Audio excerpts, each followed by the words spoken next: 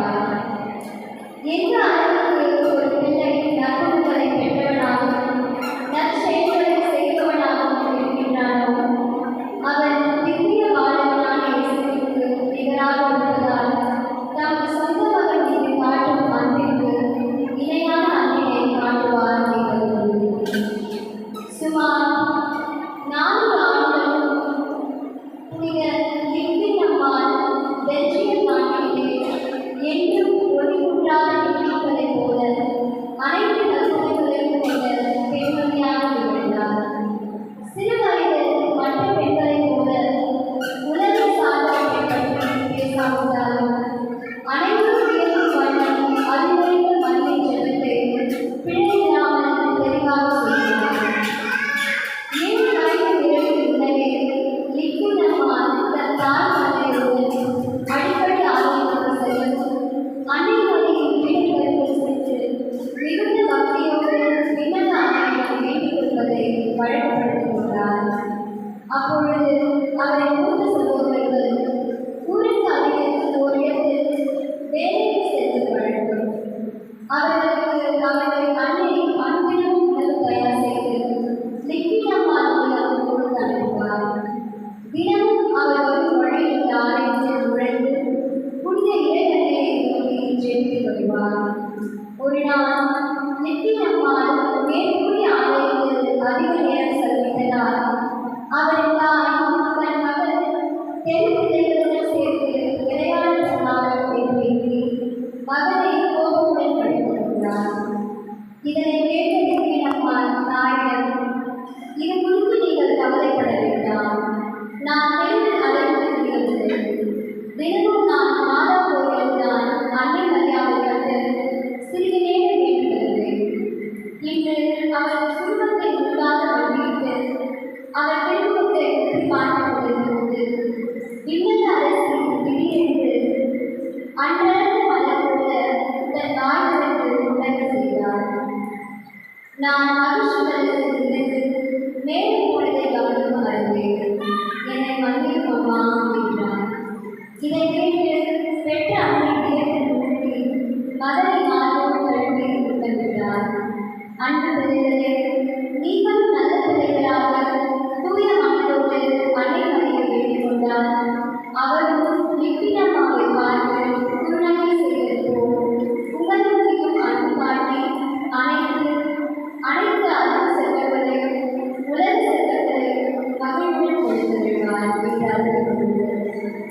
இவ்வுலக தாய்மார்கள் தங்கள் பிள்ளைகளுக்கு துன்பம் ஏற்பட்டால் அதனை சகிக்க மாட்டாமல் உள்ளூட்டி குழந்தையை மாறோடு மாறி அழைத்து மடியில் சேர்த்து அதன் கவலைகளை போக்க சற்று நேரம் அவர்களுடன் விளையாடி துயரத்தை கொடுத்தார்.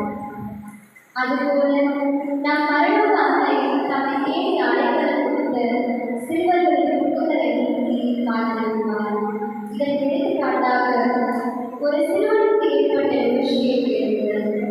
பாரிஸ் நகரில் புனித ஞான பிரகாசியார் என்னும் அரசரால் அழகாக அலங்கரிக்கப்பட்ட சிறிய கோயில் இருந்தது.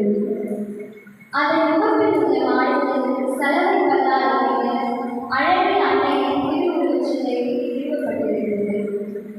10 வயது சிறுவன் ஒருவர் தன் வீட்டு தோட்டத்தில் பூத்திருந்த பல வகை மலர்களை எடுத்து மாலையாக கொடுத்து கோயிலின் முகத்தில் இருந்த அன்னை மரியை திருப்பழத்திலே அம்மலர் மாலையை எண்ணி முயற்சித்தார்.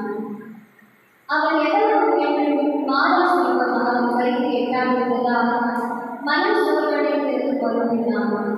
உடனே இந்த கவிமரியா அச்சிறுவனை சமாதானப்படுத்த மிகவும் வினோதமான ஒன்றை உண்டு செய்தார்.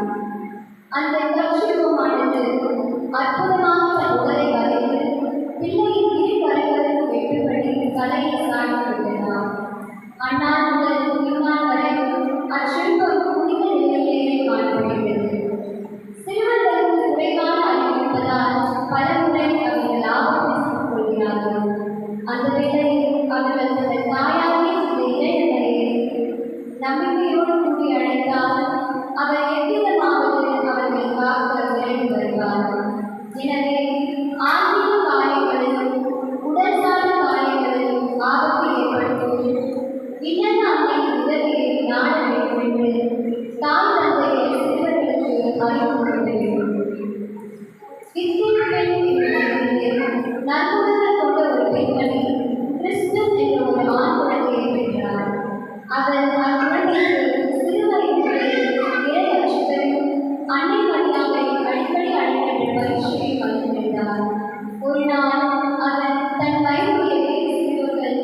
ஒரு மரத்தில் ஏறி விளையாடுவதை கண்டார்.